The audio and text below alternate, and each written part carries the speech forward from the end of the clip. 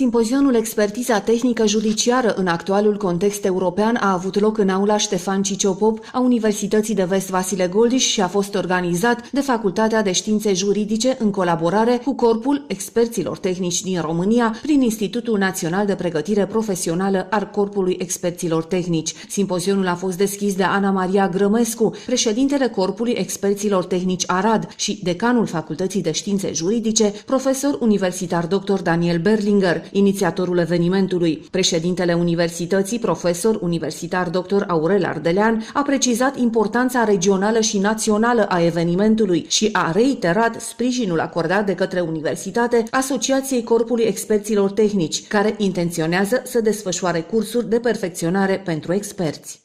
Aceste colegii consultative reprezintă actul de expertiză tehnică pe zone pentru o jurisprudență a expertului tehnic judiciar. Acest colegiu consultativ pe această zonă se va desfășura la Universitatea Vasile Goldiș din Arad. Mulțumim domnului președinte, mulțumim domnului decan al Facultății de Drept, Științe Juridice din cadrul Universității, o persoană foarte sufletistă și foarte receptivă la tot ceea ce înseamnă nou în actul de expertiză tehnică, atât la nivel național, cât și la nivel european.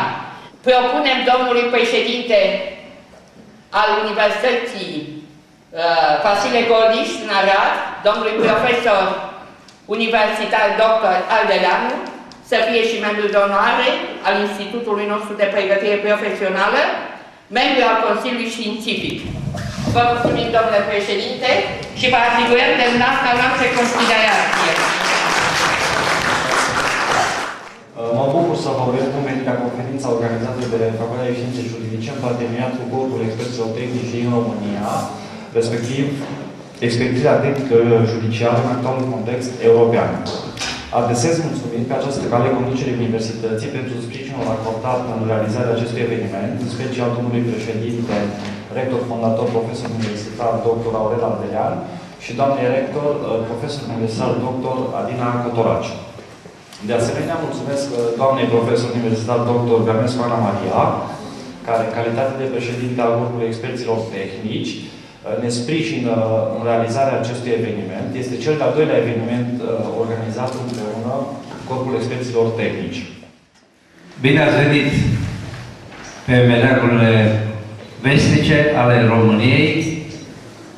Bine ați venit aici la Arad, unde s-a scris prima istorie a unificării României. Vasile Goldiș a fost cel care a conceput marea rezoluție de la Alba Iulia, a citit-o și acolo a dezbătut două idei europene a zilelor noastre. Prima idee a fost cea mai importantă, dreptul la autodeterminare a fiecărei națiuni. Este prima idee social-politică care apare în 1918 prin Marea Rezoluție de la Alba Iulia, iar a doua problematică se referă la integrarea europeană a statelor. Flutură steagurile Statelor Unite ale Europei. Scria în ziarul Românul, a avut foarte multe încercări. A fost primul român care a scris despre Constituția Austriei. El și-a făcut studiile la Universitatea din Viena.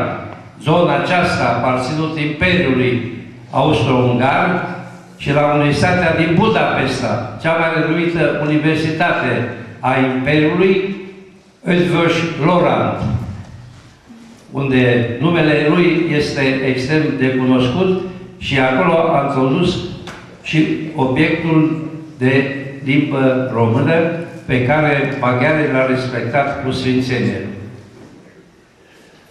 Mă bucur astăzi că această întâlnire este la Arad, este la Universitatea de Drept.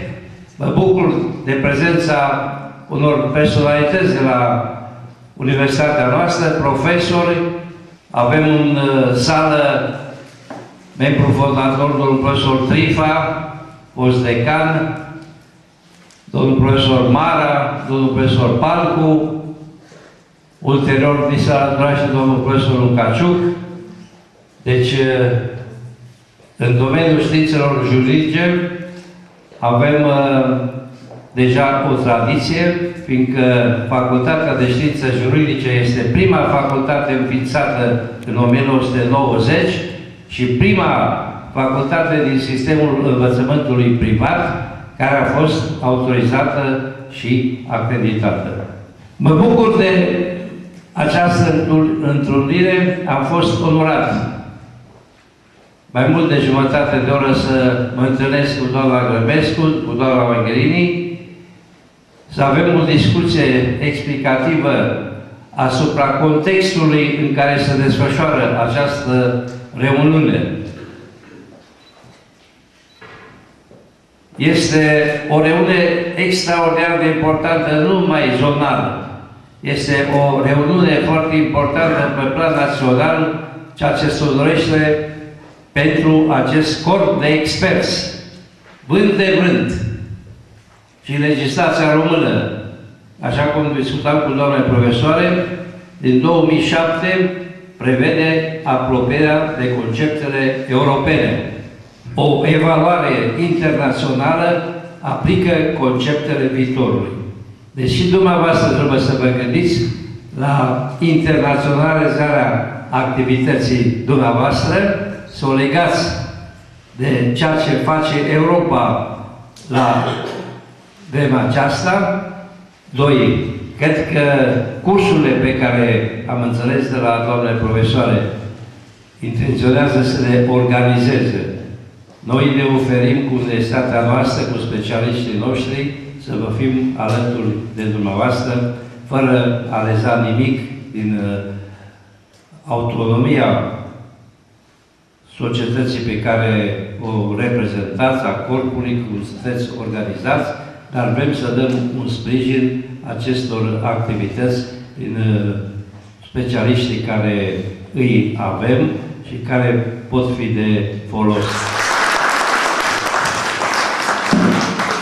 Domnului președinte, profesor universitar, doctor Ardelan, pentru frumoasele cuvinte adresate, pentru susținerea și sprijinul acordat Asociației Corpului Experților Tehnici din România și în numele Corpului Experților Tehnici al nouă tuturor, permiteți-mi să-i oferim o diplomă de onoare în semn de înaltă prețuire.